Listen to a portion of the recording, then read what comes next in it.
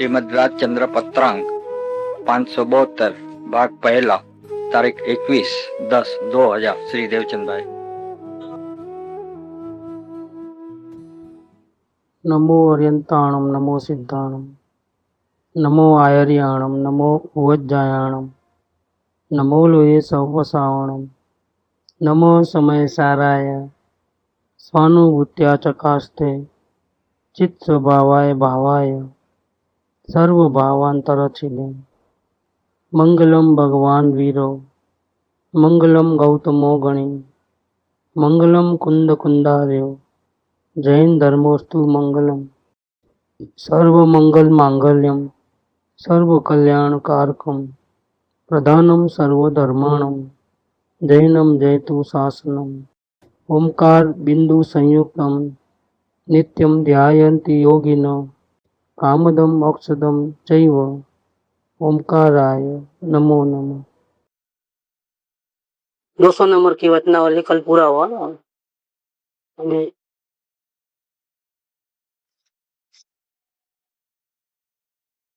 वो ज्ञान मार्ग की श्रेणी है और अब भक्ति मार्ग की श्रेणी लेते हैं। 572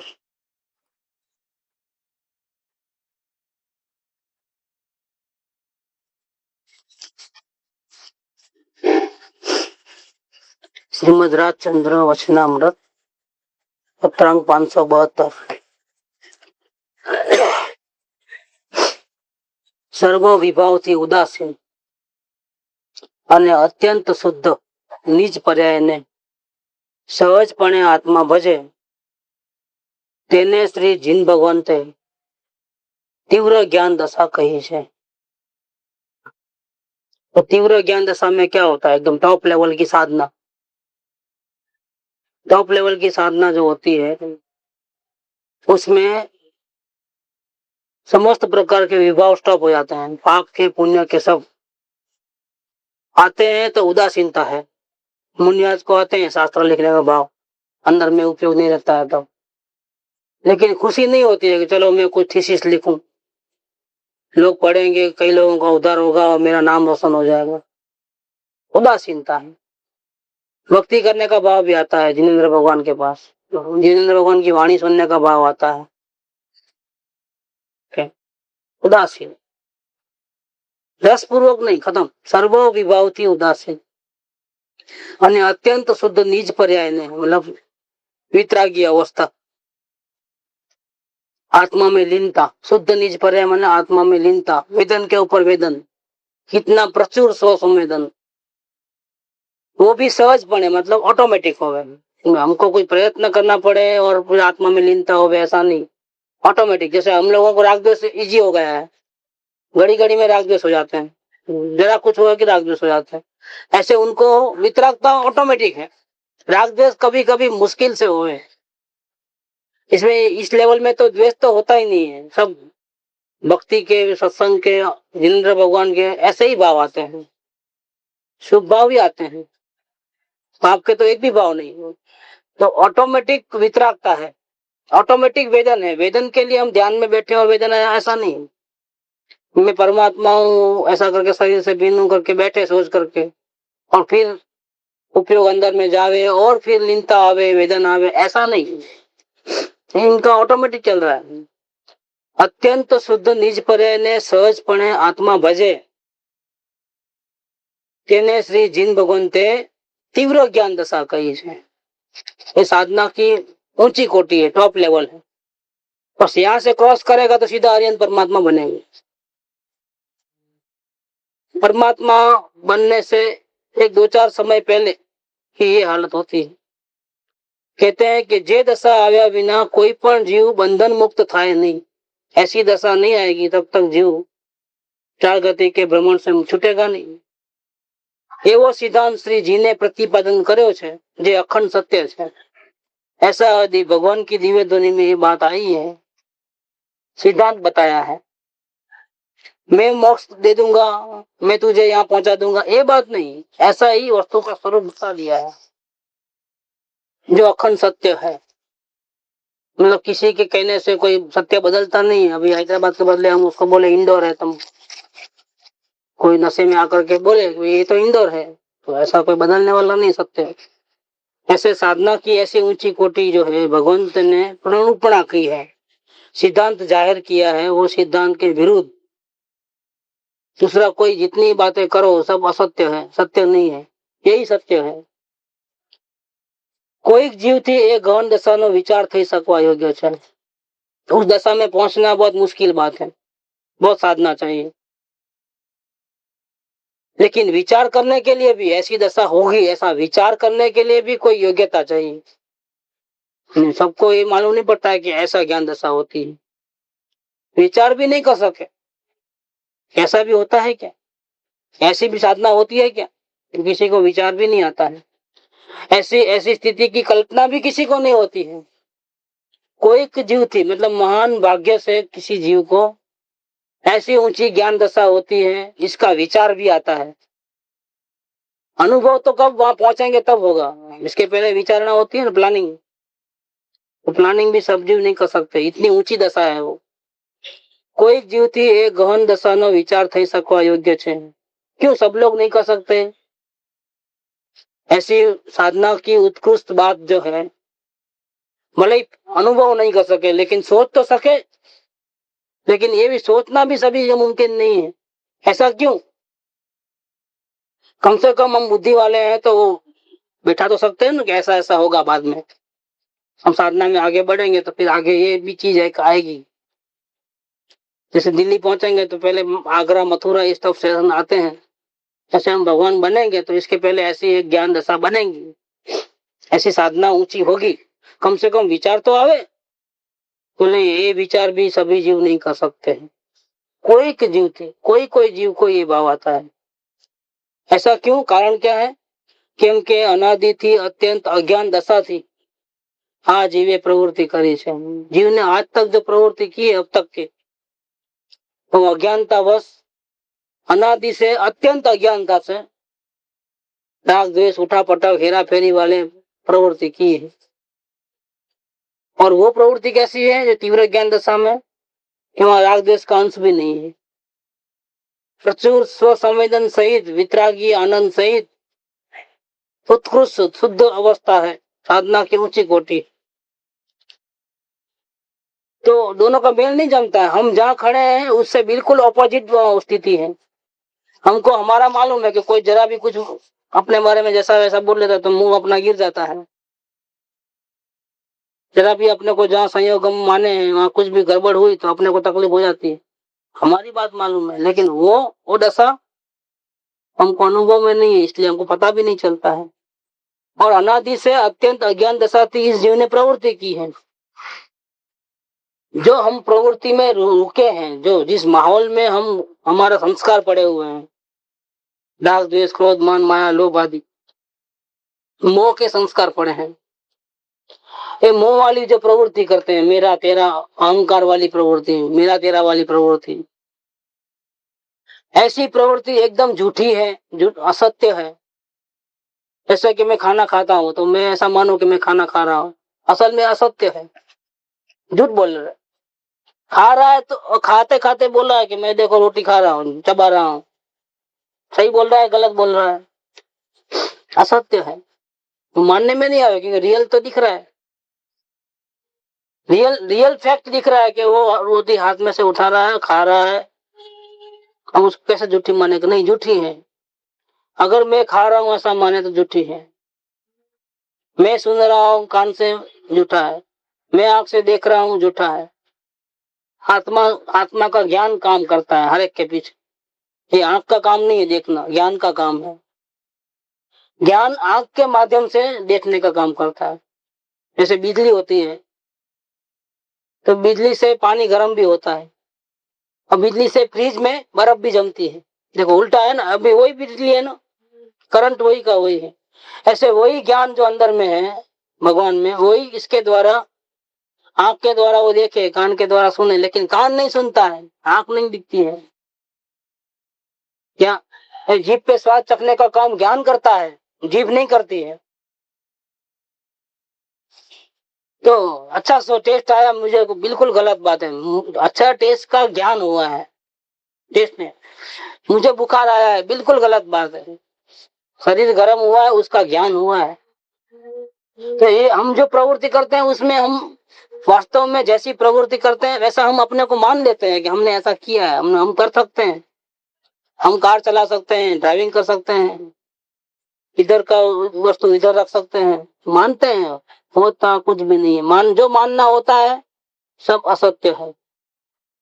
अब ये जो प्रवृत्ति से हम संस्कारित हैं, अनंत अनादि की प्रवृत्ति से, वो एक सेकंड के अंदर असत्य असार समझ में आवे और फिर वहां से छूटना ऐसा भाव होवे, ऐसा बनना कोई इजी बात नहीं है। सभी को क्यों ज्ञान दशा का इतना विचार भी नहीं कर सकता है साधना का, क्योंकि बहुधा सभी जीव इतनी प्रवृत्ति में फंसे हुए, उल्टी प्रवृत्ति के अंदर, झूठी प्रवृत्ति के अंदर। एक तो झूठी प्रवृत्ति है, ऊपर से उसको सच्चा मान रहे हैं। एक तो सब कितना भी कर लो, सारी दुनिया हासिल कर लो, आपका दुख मिटने वाला नहीं है, चार गति वाला। स्वर्ग के देव क्यों नहीं बनो, चार गति चालू है, भटकना चालू है, मिटने वाला नहीं है। आखिर उसको भी एक दिन आना, यमराज उठा के लेके जाता है। स्वर्ग के इंद्र को भी जाना पड़ता है, बड़े बड़े राजा महाराजा चक्रवर्ती को भी एक दिन जन जानिए मन मानिए, नव काड़ मुखे मोती तड़ी माड़ा, मूल्यवंती गड़ा मां मलकती। इस कविता लिखी है छोटी उम्र में कृपाल ने। उसका हर कड़ी का चौथी लाइन ऐसी है, जन जानिए मन मानिए, नव काड़ मुके कोई नहीं। राजा महाराजा चक्रवर्ती स्वर्ग के देव अपनी सब संपत्ति अधिकार सब छोड़ के एक दिन जाते हैं। राजा राणा छत्रपति हाथी के असवार, मरना सबको एक दिन, अपनी अपनी बार, अपनी अपनी बेला आई, तो एक सेकंड भी ठहरने वाले नहीं है। तो ये फिर जन्म से लेकर के जो राग द्वेष करके संपत्ति इकट्ठी की, उसका क्या?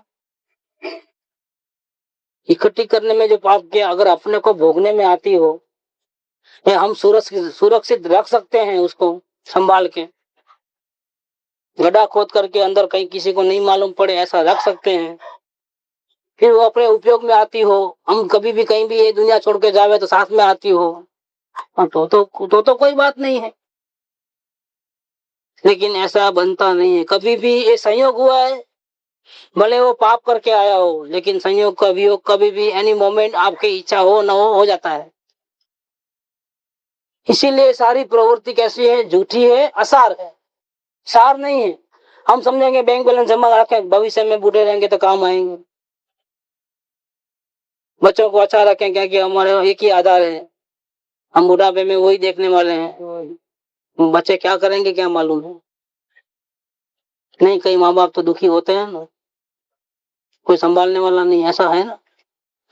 कि पाप का उड़े पुण्य का उड़े, सभी को भोगना पड़ता है। ये सब प्रवृत्ति असार है, असत्य है। तो हम इस प्रवृत्ति में रहते रहते हम इसको असत्य नहीं समझते हैं, एकदम असार नहीं समझते हैं, और एकदम इन सब प्रवृत्ति से छूट जाने का, एक सेकंड में छूट जाने का ऐसे भाव हमको नहीं आते हैं। तेनी निवृत्ति सूझे एम बनવું बहु कठिन है। अगर ऐसे भाव आते हो तो ही जो ऊंची साधना की दशा है, तीव्र ज्ञान दशा, उसका एक विचार तो भी आता है। जो गोपाल को आते थे विचार, तो कविता बनाई वो सुबह दांतन घसते घसते खटिया पे, मवानिया गांव के अंदर, घर के बाहर वरंडे में वो खाटला रहता है ना, चार पहिए वाला, रस्सी वाला, उसमें बैठते दातन करते करते भाव आया, लिख दिया, अपूर्व अवसर है वो, अरे अवसर क्यारे थईसु बाह्यांतर निर्ग्रंथ जो, सर्व संबंध नु बंधन तीव्र छेदीने, विचार सु कहो महत पुरुष ने। ऐसी बात उनको आई, क्यों आई? कि संसार की तमाम प्रवृत्ति झूठी लगती थी, असार लगती थी, साधना की ऊंची कला उन्होंने पाई थी। तो 1.5 घंटे में तो फटाफट लिख लिया ये अपूर्व अवसर है वो, क्या रहा उस साधना की ऊंची श्रेणी की बात लिखी है कि अभी ये ज्ञान दशा के बाद अब साधना कैसे बढ़ती है, इससे आगे कैसे बढ़ती है करके 14 गुणस्थान की श्रेणी, गुणस्थान आरोहण क्रम, उस कविता का नाम ये है। दूसरा नाम है परम पद की भावना। अपूर्व अवसर है वो, क्या रहा अवसर, क्यों? बाकी जनरल सभी जीवों को संसार की प्रवृत्ति में रचते रचते, रुलते रुलते, ये प्रवृत्ति झूठी है, असत्य है, बेकार है, मेरे को कोई फायदा नहीं है, मेरी आत्मा को, मुझे ये प्रवृत्ति नहीं करनी है, मुझे तो सिर्फ आत्मा शांति चाहिए, मुझे तो कुछ हेरा फेरी नहीं करनी है, कर्तव्य भाव छोड़ देना है, सिर्फ जानना देखना है, ऐसे भाव आना बहुत मुश्किल है। सभी जीवों को नहीं आता है, और नहीं आता इसीलिए ऊंची दशा की ज्ञान विचार भी नहीं आता है। अब क्या करें फिर? अब जब तक ऊंची दशा अनुभव में नहीं आएगी तब तक मुक्ति होगी नहीं। मुक्ति होने के लिए वो जरूरी है तीव्र ज्ञान दशा। ये दशा आव्या विना कोई पण जीव बंधन मुक्त थाय नहीं। लेकिन जिस जीव को इस दशा का अनुभव की बात तो बहुत दूर की है, विचार भी नहीं आता है कि मैं मुनि बनूंगा तो ऐसे रहूंगा, ऐसे रहूंगा करके, विचार भी नहीं आता है। और बिल्कुल ऑपोजिट प्रवृत्ति में रात और दिन प्रवृत्ति में जीवन निकाल रहा है, प्रवृत्ति में जिंदगी बिता रहा है। और बिता रहा है वो ठीक है, मजबूरी से भी कोई बिताते हो, जैसे जेल में पत्थर फोड़ते हो तो क्रिया तो होती है लेकिन दिल तो नहीं मानता है काम करने में। ऐसे अगर है तो भी ठीक है, लेकिन हम प्रवृत्ति करते हैं तो ऐसी करते हैं क्या? खाने की, पीने की, व्यापार धंधा करने की, घर के काम करने की प्रवृत्ति कैसा करते हैं? ऐसा होता है कि कोई जबरदस्ती करा रहा है, ऐसा लगता है कि फिर हम राजी खुशी करते हैं। ये हमारा झूठी प्रवृत्ति है, हमारा समय वेस्ट हो रहा है, इसमें आत्मा का नुकसान हो रहा है, कितना भी करेंगे तो भी कुछ हासिल होने वाला नहीं है, हमारी आत्मा को कोई फायदा होने वाला नहीं है। ऐसा लगता है कि कुछ मिलेगा, ऐसा लगता है कुछ लाभ होगा, ऐसा लगता है। देखो, लाभ होगा ऐसा लगता है और हम चाहते हैं वो प्रवृत्ति करना, राजी खुशी से इन्वॉल्व होते हैं। फिर जो राजी खुशी से उल्टी प्रवृत्ति करे उसको ऐसे विचार कहां से आएंगे कि मैं कब निवृत्त हो जाऊंगा, कब मुझे शांति मिलेगी, ऐसा विचार कहां से आएगा? कि निवृत्ति सूझना बहुत मुश्किल बात है। निवृत्ति होगी, साधना चलेगी, योग्यता होगी, तो जाकर के तीव्र ज्ञान दशा का विचार आएगा पहले कि मुझे मुनि बनना है, ऐसी ऊंची साधना करनी है, और फिर खुद उसकी प्रैक्टिस करेगा, तब जाकर के तीव्र ज्ञान दशा आएगी और तब जाकर के मुक्ति होने वाली है। तो इतना इजी नहीं है, इतना आगे का रास्ता इजी नहीं है, चढ़ाव चढ़ने का है बहुत बड़ा। आत्मा से परमात्मा बनने का रास्ता है तो कठिन तो है ही है, इसीलिए कोई कोई जीव ही कर सकते हैं। हम यहाँ कहते हैं तो कोई उपाय है कि नहीं हम जैसे जीवों के लिए?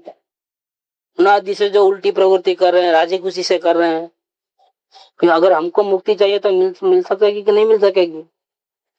और कैसे मिलेगी? हमको क्या करना है? हमको भी चाहिए तो क्या? आप तो बोल दिए कि ऐसी संभव नहीं है आप लोगों के लिए, क्योंकि राजवेश में प्रवृत्ति है, उठा पटक वाली जिंदगी है, वो भी राजी खुशी से करते हो तो खत्म, मोक्ष होने का कोई चांसेस नहीं है।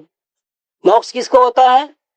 सर्व विभाव थी उदासीन अत्यंत शुद्ध निज पर्याय ने सहजपणे आत्मा भजे तीव्र ज्ञान दशा में आवे, तो ऐसे जीव को मोक्ष होता है, सभी जीवों को मोक्ष नहीं होता।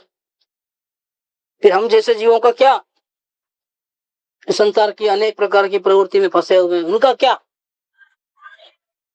तो उपाय बताते हैं आप कि अभी हमको भी कुछ करना है तो क्या करें? सबसे पहले क्या काम करें? हमारी हालत, हमारी दयाजनक हालत को देखते हुए, दयाजनक माने क्या? हम खुद तो आत्म साधना करते नहीं, लेकिन हमको किसी और के द्वारा बार बार कहना पड़ता है कि भैया तुम अपने आत्मा को संभाल, अपने आप को संभाल। देखो, दुखी हम हो रहे हैं और कहते दूसरे हैं कि भैया तू दुखी हो, हमको तो लगता नहीं है दुख, दूसरे को कहना पड़ता है कि भैया तुम बहुत दुखी हो, तुम सुखी अपने आप को मानते हो लेकिन तुम सुखी नहीं हो, तुम बहुत दुखी हो, सुखी होने के लिए तुम सबसे पहले अपने आत्मा का संभाल कर, ये संयोगों की चिंता छोड़, दूसरों को कहना पड़ता है, ऐसी हमारी खराब हालत है। खुद तो पथारी में से उठ सकने की ताकत नहीं है, कितनी भयंकर बीमारी है। दूसरों के सहारे से उठना पड़ता है, चलना पड़ता है, खाना पड़ता है। ये हमारी अवस्था असल में कोमा जैसी है। क्या खिला खाना भी कोई दूसरा खिलावे नली के द्वारा, हम चबा भी नहीं सकते। हमारी हालत बहुत खराब है। ऐसे तो हम बहुत डिंग मारते हैं कि हमने ये कर दिया, ये कर दिया, दुकान मेरे वजह से चलती है, खरीदी मैं करता हूँ ध्यान से। दूसरों को क्या कैश पे जो रेट मिलता है वो मेरे को उधार पे मिलता है। मेरी इतनी प्रेस्टीज है कि कोई पैसा पूछता नहीं है। देखो, व्यापार में मेरे से कोई टक्कर नहीं दे सकता है। आज हमारी फर्म आगे है, सबसे लीडिंग में है। ऐसे घर के कामकाज में मेरे ऐसा कोई काम कर ही नहीं सकता है। बस हम तो नुकसान नहीं करते हैं। बच गई चीज खाने खाने की, उसमें से भी कुछ ना कुछ बना लेके उसको यूटिलाइज करे। इतना भी कचरा फेंकने में नहीं जाता है। घर को एकदम साफ सुथरा रखते हैं। अभिमान, ऐसे अभिमान में रहने वाले जीवों को तो कहां से बैठेगा माइंड। ऐसे जीवों को मुक्ति मिल चाहिए तो क्या करना, ये बात बताते हैं यहाँ पर कि जो प्रवृत्ति में हम खुशी खुशी राजी खुशी फर्ज समझ करके कर रहे हैं, वो प्रवृत्ति हमको आसार नहीं लग रही है, झूठी नहीं लग रही है। ऐसे जीवों को के लिए ज्ञानी पुरुष ने क्या कहा है, माटे ज्ञानी पुरुष नो आश्रय करवारू भक्ति मार्ग जिने निरूपण કર્યો છે। કોણે કર્યો છે निरूपण? तीर्थंकर भगवंत। जिनको केवल ज्ञान हो चुका है उनका ये आदेश है। आदेश कहो या वस्तु स्वरूप का निरूपण कहो कि ऐसी प्रवृत्ति में फंसे हुए जीव, उल्टी प्रवृत्ति में सुलटी मान करके राजी खुशी फंसते हुए जीव,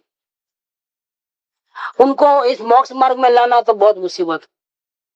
लेकिन फिर भी एक उपाय है कि अगर वो जीव ज्ञानी पुरुष की भक्ति में आ जावे, आश्रय में आ जावे तो बच सकता है।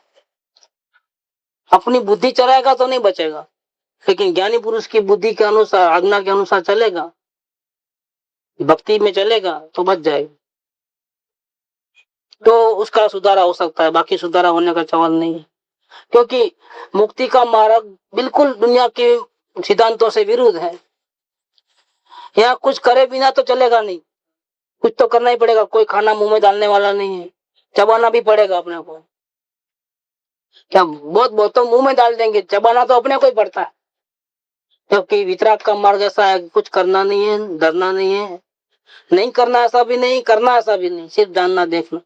बिल्कुल ऑपोजिट मार्ग है। संसार में तो समाज की ड्यूटी रहती है, परिवार की रहती है, शरीर के प्रति भी रहती है, सफाई आदि की, खिलाने पिलाने की। लेकिन इस वितराग के मार्ग में तो वो भी नहीं है, सब प्रवृत्ति नहीं है बिल्कुल। सिर्फ जानने देखने मात्र रह जाना है, जो होता है होने देना। दुख आवे तो दुख को हटाना नहीं, सुख आवे तो सुख को भोगना नहीं। देखो, सिर्फ जानना देखना, जानना देखना, जानना देखना, ये उल्टी प्रवृत्ति है बिल्कुल।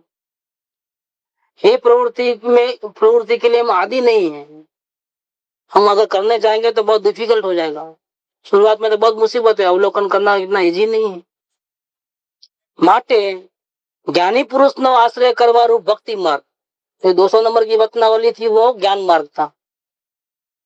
आ ज्ञान मार्ग की श्रेणी कही।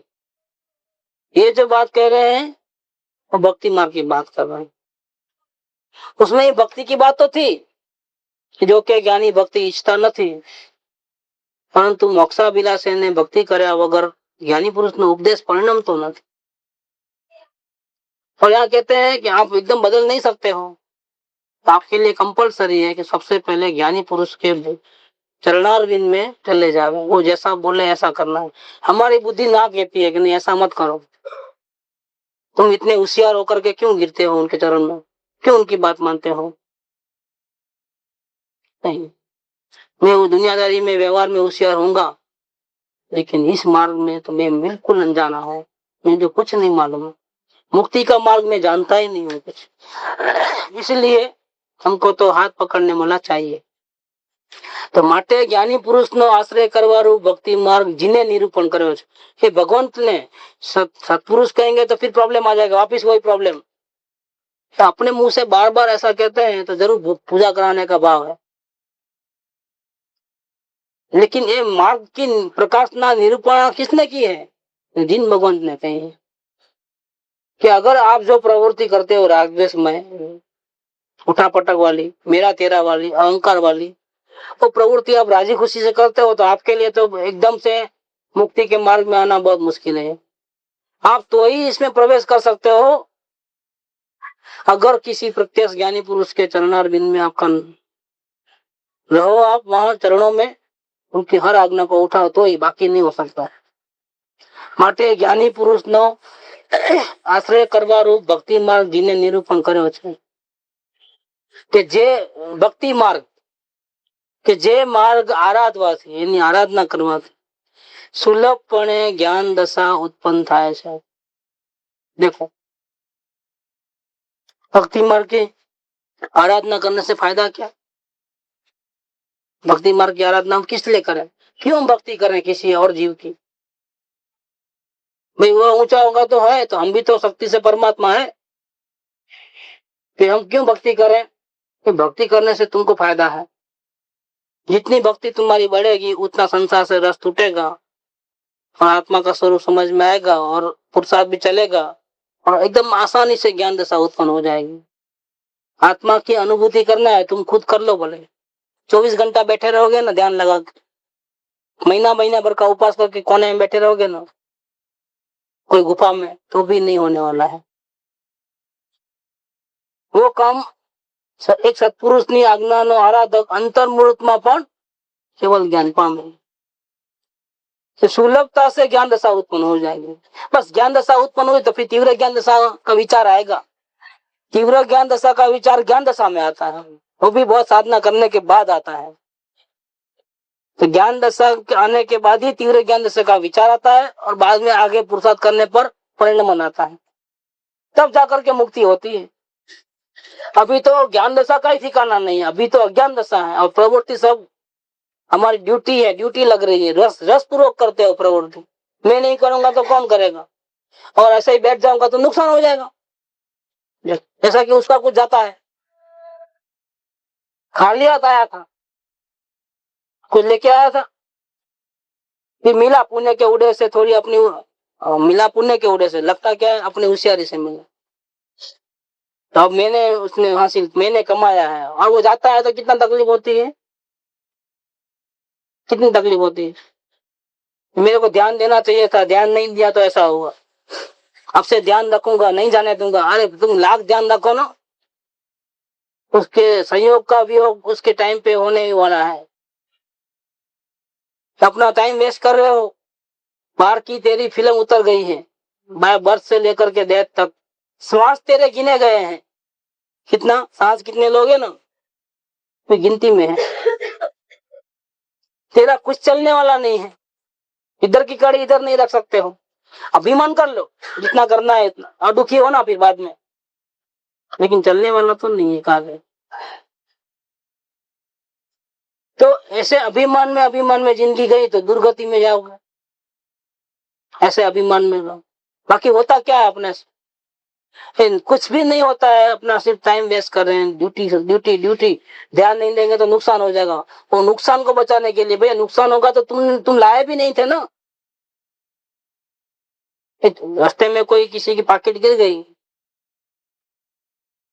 तो आप सोचोगे कि भाई अगर मैं नहीं उठाऊंगा तो दूसरा उठा जाएगा, तो मैं लाभ नुकसान हो जाएगा, नहीं उठा लो। लेकिन तेरी कहाँ थी जो तुम्हारा नुकसान होने वाला है? तेरा होवे और जावे तो नुकसान ना, तेरी तो थी नहीं। तुम वो सोच करके लोभ के कारण कि मैं नहीं उठाऊंगा तो दूसरा कोई उठा लेगा, तो मैं कहीं को गवा दूं, इसलिए मैं ही उठा लेता हूँ। कोई जीव ऐसा भाव करते हैं कि अगर इसमें कुछ पैसे होंगे तो दान कर दूंगा अच्छी जगह पे, लेकिन मैं तो उठा ही लूं। दान करने के बहाने भी उठाता है। अच्छे काम करना है तो ट्राई करूंगा, किसी को कुछ की होगी तो दे दूंगा, नहीं तो मैं अच्छी जगह पे दान दे दूंगा। दान दान देने के लिए, मतलब पुण्य कमाने के लिए पहले चोरी करना है। क्या करना है? पुण्य तो बाद में को करेगा, जब तक भाव बदल जाते हैं तो क्या होता है नहीं मालूम। क्या कि नहीं, अभी एक काम करेंगे, इसको सेफ डिपॉजिट में ड्रू फंड बना देंगे, उसके ब्याज में से देते जाएंगे। ऐसा विचार बदलने में देर नहीं लगती है।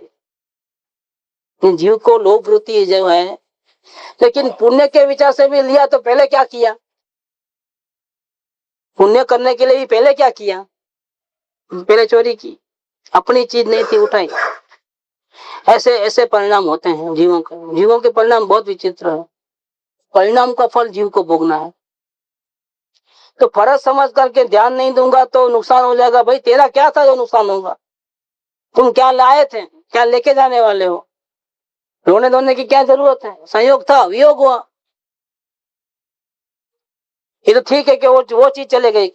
अभी एक दिन तो हमेशा आने वाला है अपने जिंदगी में, हम छोड़ के चले जाने वाले हैं, ये भी तो होने वाला है।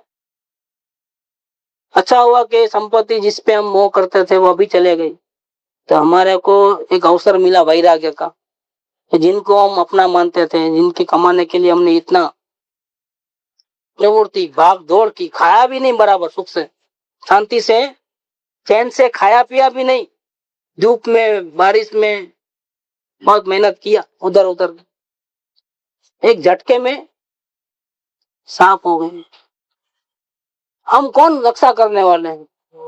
संयोगों की रक्षा हम कहाँ कर सकते हैं? क्यों कि वो हमारे है नहीं, हमारा अधिकार उसके ऊपर है नहीं।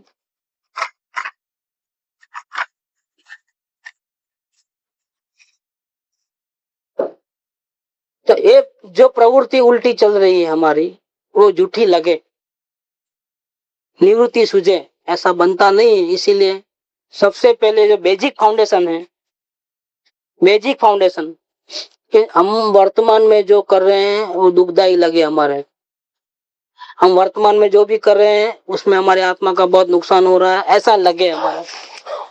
और सबसे पहले बेसिक जो हमारी जो प्रवृत्तियां हैं संसारिक, उससे छूटने का भाव आता है। किसको? जिसको केवल ज्ञान होने वाला है, मोक्ष होने वाला है भविष्य में, उसको वर्तमान में कैसे भाव आते हैं उसकी बात कर रहे हैं। सबसे पहले जो वर्तमान में जिस जंजाल में वो फंसा हुआ है ना, रात और दिन, मुक्ति जिसको होने वाली है उसको सबसे पहले यहाँ से भाव आते हैं कि जंजाल से कब छूटूं, कब मेरे को थोड़ा अवसर मिले, उसमें मैं आत्मा के बारे में, हित के बारे में कुछ सोच सकूं। आत्मा का हित कैसे हो वैसे बोध कहीं से मिलता हो तो ले सकूं। ये थोड़ा निवृत्ति से हटूं, निवृत्ति लूं, प्रवृत्ति से हटूं, ऐसा सबसे पहले भाव वो आता है। लेकिन वो भाव भी किसको नहीं आते हैं तो क्या करना, ये बात है कि भाई सुबह उठे चालू चक्कर, रोज का ये चक्कर चालू, सत्संग में आने का जाने का भाव भी नहीं होता है, बात सुनने के लिए टाइम नहीं है, मन में ही मन में भावना रह जाती है। कई बार तक भावना बातें हैं वो 2-4 महीने, साल, 2 साल तक। ये सत्संग को मुफ्त में थोड़ा मिलता है। कई कई जीवों को ऐसा हुआ कि 20-20, 25-25 साल तक भावना भाई होंगे अंदर में, यहाँ छूटना है, छूटना है, छूटना है, छूटना होता नहीं है कि रोज बरोज की गरज में ऐसा फंसे हुए हैं। लेकिन ये भावना भावना भावना से पुण्य इकट्ठा हो के बैंक बैलेंस जा, एक 10 लाख का मकान लेना है तो अपने पास फूटी कोड़ी नहीं है, तो कमा कमा के जमा कर करके ऐसा भी बनता है। जब तक 10 लाख जमा हुआ तब तक उसकी कीमत 15 लाख हो गया, और भी भागना पड़े तब जा करके होता है ना मकान। ऐसा इसके अंदर भी बहुत दिन से भावना भाव की जाना है, जाना है, जाना है, जाना है, सत्संग में जाना है, जाना है, जाना है। ऐसे कई जगह जाता है तो वहां संतोष नहीं होता है, वापिस दिल नहीं होता है, फिर भी भावना रहती है जाना है, जाना है, जाना है। तो क्या होता है, ये सब भावना इकट्ठी होकर के पेमेंट करता है, तब जाकर के सत्संग मिलता है। एक सत्संग में आने के लिए कितना भाव करना पड़ता है, मुफ्त में नहीं मिलता है सत्संग। करोड़ रुपया कमाने से भी ज्यादा पुण्य इसमें करना पड़ता है। एक राजा को कितनी सत्ता हासिल करना हो तो कितना पुण्य करना पड़े, इससे कई गुना ज्यादा पुण्य 1 घंटे के सत्संग के लिए करके आए हो, इतना चुकाते हो तो मिलता है। मुफ्त की बात नहीं है। हमको लगता है यहाँ कोई फीस नहीं है, लेकिन फीस बहुत हम चुका के आए हैं। हम बहुत भावना करके इतना पुण्य करके आए तब मिला है। सही ज्ञानी के दर्शन भी मिलना मुश्किल है इस दुनिया के अंदर। सही गाइड तो मिलना, वो नहीं मिल, उसको खुद को पता नहीं हो क्या बताए रास्ता मुक्ति का, वो भी मिलना बहुत मुश्किल बात है। यहाँ ये बात किया है कि प्रवृत्ति में रहते रहते मुक्ति तो होने वाली नहीं है। हवा में उड़ना है तो जमीन तो छोड़ना ही पड़ेगा। क्या तैरना नहीं आता हो, तैरना सीखना है, पानी में डुबकी लगाना पड़ेगा। नहीं मैं डूब जाऊंगा तो फिर तुम नहीं सीख सकते हो। इतना रिस्क तो उठाना ही है। तो प्रवृत्ति में जिंदगी में से निवृत्ति मिले, छूटना होवे, कब छूटना होवे, ऐसी भावना बांधने पर भी छूटना नहीं होता है। सत्संग में जाना है तो भी सत्संग इतना इजीली नहीं मिलता है। ऐसे जीवो, ऐसी हमारी परिस्थिति में हमको मोक्ष जाना है तो क्या करना? क्योंकि मोक्ष जाने के लिए जिसको मोक्ष होने वाला है उसको केवल ज्ञान होने वाला है। जिसको केवल ज्ञान होने वाला है उसको तीव्र ज्ञान दशा होनी चाहिए। जिसको तीव्र ज्ञान दशा होती है उसके पहले उसको ज्ञान दशा में आना चाहिए। और जिसको ज्ञान दशा में आना है उसको पहले ये सारी की सारी प्रवृत्ति में जो चल रहा हूँ, मैं बिल्कुल झूठा अपना टाइम वेस्ट कर रहा हूँ, मेरी होशियारी से कुछ नहीं हो रहा है, ये सब पुण्य पाप के खेल है, मैं तो अपना समय बर्बाद कर रहा हूँ, नए कर्म के पोटले बांध रहा हूँ, मेरा नुकसान हो रहा है, ऐसे भाव आए बिना ज्ञान दशा आती नहीं है। लेकिन ये भाव नहीं आते हो तो क्या करना, ये बात चल रही है बेसिक। क्या हमको नहीं आते हैं ऐसे भाव? रोज बोलते हैं चलो सत्संग में, हमको नहीं, दूसरा कोई ना कोई काम निकल पड़ता है। कुछ नहीं तो अभी उम्र छोटी है। कभी कभी ऐसा होता है कि बाप जाता है सत्संग में तो फिर बेटे को आने का दिल होता है, तो बाप को ऐसा एक विचार आता है कि अगर ये भी धंधे सत्संग में आ जाएगा तो धंधा कौन संभाले, तो उसको तो नहीं आने देना है। या नहीं तुम धंधा संभालो, तुम दुकान जाओ, पहले ग्राहक आ गए होंगे। और वो सत्संग में जाता है। क्या होता है इसमें? फायदा क्या है कि नुकसान है? नुकसान है, अंतराय डाला। दूसरे जीव को मुक्ति का मार्ग स्टार्ट होने में अंतराय डाला है। क्या होगा? जिसको भावना है, भले छोटी उम्र है, भले घर का काम 1 घंटा आगे पीछे हो जाए, भावना है तो रोकना नहीं, उल्टा उसको एंकरेज करना कि चलो तुम भी चलो, तुम भी चलो। नहीं तो क्या होगा, हम रोकेंगे कि नहीं तुम्हारी उम्र छोटी है, तुम तो ऐसे हो, अभी घर का कौन संभालेगा, अभी जिम्मेदारी कौन संभालेगा, बच्चे छोटे हैं, वो छोटे हैं, क्या होगा, अब हाल क्या होंगे। इसकी साधना में रुकावट आएगी, जैसा क्योंकि उन्होंने सामने वाले को रुकावट डाला है, इसकी साधना में रुकावट आएगी। बहुत बड़ा पाप बांधा है उन्होंने, पाप कर्म किया है। जीव को अपने परिणाम का क्या सजा मिलने वाली है उसको पता नहीं है। अनजाने में ये गलती किया है। अनजाने में भी गलती करो तो, अनजाने में जहर की बोतल पियो तो क्या हो। ऐसे भी कई प्रकार के भाव होते हैं। तो जीव सत्संग में आता नहीं है, कोई आता है तो उसको ऐसे रोक देता है, ऐसा ही बनता है। अब ये ऐसी हमारी दशा में अब क्या करना, मोक्ष करना है तो जिन भगवंत ने बहुत करुणा करके हम जैसे जीवों को लिए, तो उल्टी प्रवृत्ति को सार रूप समझते हैं, सुलटी समझते हैं, राजी खुशी से आरंभ परिग्रह करते हैं, अंश मात्रा भी निवृत्ति नहीं है, और आत्मज्ञान करना है, आत्म कल्याण करना है, विचार भी नहीं आता है। ऐसे संसार में भटकने वाले जीवों के ऊपर भगवान ने बहुत करुणा करके उपदेश दिया है कि भैया तू अपने आप तो तीरने वाला नहीं हो। क्या ये प्रवृत्ति को तुम सही मानते हो ना, करने जैसी मानते हो ना, तेरा तो अपने आप तो उधर होने वाला नहीं है। तुझे निवृत्ति का भाव नहीं आएगा, छूटने का भाव नहीं आएगा। हाँ अभी एक ही चमत्कार हो सकता है, कौन सा? अगर कोई ज्ञानी पुरुष मिले, उसकी पहचान होवे और उसकी आज्ञा अनुसार चले, भक्ति में लग जाए, हाँ तो तेरा बेड़ा पार हो सकता है, चांसेस। बाकी तेरा तो उधर होने का नहीं है। ऐसा करके ज्ञानी पुरुष नो आश्रय करवारू भक्ति मार्ग શ્રીજીને નિરૂપણ કર્યો છે કે જે માર્ગે આરાધવાથી સુલભપણે જ્ઞાન દશા ઉત્પન્ન થાય છે। ये भक्ति मार्ग भी भगवान ने बताया है। भगवान अपना जो है ना शिवभूति मुनिनाथ थे, जैन धर्म की परिपाटी के अंदर जिसको आत्मज्ञान होता है वो आत्म साधना बढ़ाता है। घर में रहते रहते सातवें गुणस्थान जैसी स्थिति आ जाती है, तीव्र ज्ञान दशा आती है। इसके बाद घर बार कपड़े रहते छोड़ना होता है, जंगल में जाना होता है। इसके पहले किसी को मुनि दीक्षा नहीं देते हैं आचार्य देव। लेकिन शिवभूति मुनि थे, उनको आत्मज्ञान नहीं हुआ था, शास्त्र का कोई नॉलेज नहीं, याद भी नहीं रहे। कोई भी बात बोलो 1 घंटे के अंदर भूल जावे, कितना भी रट्टे रट्टे भूल जावे जाप करते करते भी क्या। लेकिन संसार से छूटने का भाव जबरदस्त, प्रवृत्ति सब आसार में लगे, निवृत्ति में लगे। लेकिन क्या करें, कोई ज्ञान नहीं। कोई एक दफे गए तो कोई कोई लोग को आचार्य देव किसी जीवों को दीक्षा दे रहे थे। ऐसा प्रसंग में जाने का हुआ तो उनको भाव आया कि मैं भी दीक्षा ले, मैं भी इनके ऐसा बन जाऊं। तो आचार्य देव के पास गए, विनती किया, भाई मेरे को भी दीक्षा दे दो ना, मैं भी ये सब कड़ा कुठे छूट जाऊं। बिल्कुल याद तो बिल्कुल नहीं, साधना क्या करेगा, इसको ज्ञान खत्म। ज्ञानावरणी कर्म का इतना अविराधना की भूतकाल में कि याद भी नहीं रहे। और उसको क्या बना, और आत्मज्ञान तो हुआ ही नहीं था, दीक्षा कैसे देवे। लेकिन आचार्य देव को अवधि ज्ञान था, उन्होंने जान लिया कि ये भविष्य में इसी भाव में मोक्ष जाने वाला जीव है। आराधना करके अभी आत्मज्ञान नहीं हुआ, लेकिन अभी हो जाएगा। महीना भर के अंदर इसके साधना आज्ञा उठा सकने वाला है। इसकी ताकत क्या है, और कोई ताकत नहीं। भक्ति में नंबर 1 है। अगर उसको कुछ बोलोगे तो उसकी आज्ञा में जरा भी कसर नहीं छोड़ेगा वो, तो फिर आसान है।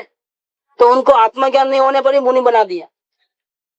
तो सभी जो मुनि बने थे वो भी उन्होंने आज्ञा उठाई, आचार्य देव हमको क्या आज्ञा दो, कुछ क्या करना है, साधना कैसे करना है। तो आचार्य देव ने बताया होगा उनको, तो ये भी गया, मेरे को भी कोई आज्ञा दो, देखो देख देख के मेरे को भी साधना करने के लिए कोई, आप कोई भी मेरे को बताओ मार्ग। और आचार्य देव बोले इसको कुछ याद रहता नहीं, नमस्कार मंत्र तो इतना लंबा है, वो तो जो 1 सेकंड में भूल जाएगा। इसको मारूस मातूस इतना शब्द दिया, कितना। मारूस माने राजी नहीं होना, द्वेष नहीं करना। मारूस माने रोष, रोष पर से रूस संस्कृत शब्द। माँ माने नहीं, संस्कृत में माँ को नहीं बोलते। मारूस मातुस, तुस माने संतोष, संतोष आ जाना। संतोष भी नहीं, राजी नहीं होना, नाराज नहीं होना, राग नहीं करना, द्वेष नहीं करना। मारूस मातुस इतना बोल दिए। तो उसका भाव ये था कि राग द्वेष नहीं करना, संभाव में रहना। लेकिन भाव तो कौन समझे, इतना ज्ञान कहाँ। कम से कम पहले मंत्र याद कर लो, तो मारूस मातुस मारूस मासूस चालू रात और दिन। उनको खुद को भरोसा नहीं था कि मैं भूल जाऊंगा। तो दूसरे लोग ब्याह करते थे, खाना खाना भूख लगे तो एक दिन में 1 दिन जाते थे, तो वो भी जा गए, हम भूल गए। मारूस मातुस के बदले मास्तुस मास्तुस हो गया। और मास्तुस अड़द की दाल और उसका छिलका, ऐसा उसका अर्थ होता है, अर्थ बदल गया पूरा। तो कोई बाई जो थी गांव में कूट रही थी अड़द की दाल, तो छिलका अलग हो जाता था, दाल नीचे रह जाती थी। उस पर से उनको ख्याल में आया कि गुरुदेव ने मेरे को ये मंत्र क्यों दिया मास्तुस का। गुरुदेव ने मारूस मातुस कहा था क्या, उनको लगा मास्तुस का मंत्र दिया है, तो अड़द की दाल अलग छिलका अलग। ऐसे में आत्मा अलग, जानने देखने वाला, शरीर आदि सब भाव अलग। देखो कैसा अर्थ निकाला उन्होंने। देखो होनार जीव है ना, आज्ञा उठाना, भले ही गलती किया लेकिन आज्ञा उठाना था उसको। आत्मा को आत्मा के पीछे पड़ना है, आत्म कल्याण ही करना है, ऐसी जो आज्ञा थी। उसके लिए तो भावना होती है, तो गलती होती है तो भी पलट जाती है, ज्ञान सम्यक हो जाता है। भले दुनियादारी का ज्ञान व्यवहार में नहीं होवे, लेकिन अपने आत्म कल्याण में वो नंबर 1 हो सकता है। इतना आराधवासी सुलभपणे ज्ञान दशा उत्पन्न થાય છે, आसानी से उत्पन्न होता है, आसानी से आत्मज्ञान होता है।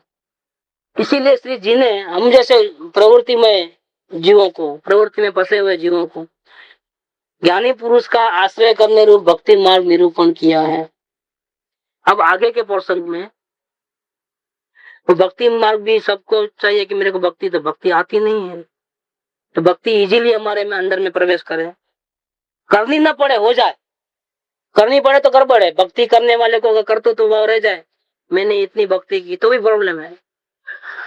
भक्ति अपने आप अंदर आत्मा में से निकले, करनी ना पड़े, गीत गाने ना पड़े, भजन गाने नहीं पड़े, चरण स्पर्श करने नहीं पड़े, चरण स्पर्श हो जाए। तो कैसे? इसकी बात कृपा आगे के पोर्शन में करते हैं कि चलो अब शुरुआत कहाँ से करना है? भक्ति से शुरुआत करना है पहले, सबसे पहले। तो भक्ति से कम इतना तो कर सकते हैं, भक्ति से शुरुआत। इसमें तो कोई शास्त्र पढ़ना, मंत्र जाप, क्रियाकांड कुछ नहीं है। तो वो भी नहीं होता है, क्योंकि करने जाओगे तो फेल है, और हो जाना चाहिए। वो कैसे? वो आगे के पोर्शन में बता देंगे। ये बात नक्की है कि भक्ति के बिना तो मुक्ति नहीं है। भक्ति के बिना ज्ञानी की आज्ञा उठा नहीं सकोगे। कल बात चली 200 नंबर की वचनावली में। भक्ति हम अपने लाभ के लिए करते हैं, ज्ञानी को कोई जरूरत नहीं है। लेकिन मोक्षाभिलाषी को भक्ति हुए बिना ज्ञानी पुरुष का उपदेश परिणमन में नहीं आता है, जीवन में उतरता नहीं है, बचता नहीं अंदर में। एक कान से निकल के एक कान से निकल जाता है, या एक कान से निकल के बुद्धि में बैठ जाता है, समझदारी बढ़ती है, परिणमन नहीं होता है, जीवन बदलता नहीं है। अवलोकन के ऊपर थीसिस लिख सकता है सुन सुन कर, लेकिन खुद अवलोकन नहीं कर सकता। तो परिणमन में होना बिना भक्ति के नहीं होगा। भक्ति होगी तो होगा, नहीं तो नहीं होगा। तो भक्ति पहले तो वेरी बेस कहाँ रह गए आप? वेरी स्टार्टिंग साधना की स्टार्टिंग पॉइंट क्या है? कहाँ से लेना? प्रत्यक्ष ज्ञानी पुरुष की भक्ति से शुरुआत करना है। अब बाद में बहुत इजी हो जाता है, सुलभपन ज्ञान दशा उत्पन्न है। बहुत किसी को तो 12 घंटे में भी हो जाता है। अपने यहाँ कोर्स बहुत से केसेस बने हैं, 6 महीना तो मैक्सिमम, शास्त्रों में भी है 6 महीना मैक्सिमम लगता है। बिल्कुल जिसको कोई ज्ञान नहीं हो ना, फर्स्ट टाइम आया उसको भी 6 महीने में देह से भिन्न आत्मा म्यान तक की तलवार वत ये उपकार अमाप नहीं अपना आता है इसमें उसी सदगुरु में, कि जैसे म्यान और उसकी तलवार दोनों साथ में रहने पर भी दोनों अलग अलग है, अलग कर सकते हैं, तलवार बाहर निकल सकते। ऐसे देह से भिन्न आत्मा का अनुभूति, आत्मा का आनंद आसानी से हो सकता है। तो जीव अगर इस प्रकार में इसकी साधना बिल्कुल परफेक्टली हो गए तो ये कार्य कर सकता है। कैसे करता है वो आगे और बताते हैं। ये पत्र में भक्ति मार्ग की आराधना है। पहले 200 नंबर की वचनावली थी, वो ज्ञान मार्ग की श्रेणी थी। बात तो वही की वही है, लेकिन यहाँ भक्ति मार्ग की श्रेणी बताते हैं। ये दोनों पत्र इंपॉर्टेंट है। वो 200 नंबर का था, ये 572 नंबर का। सुख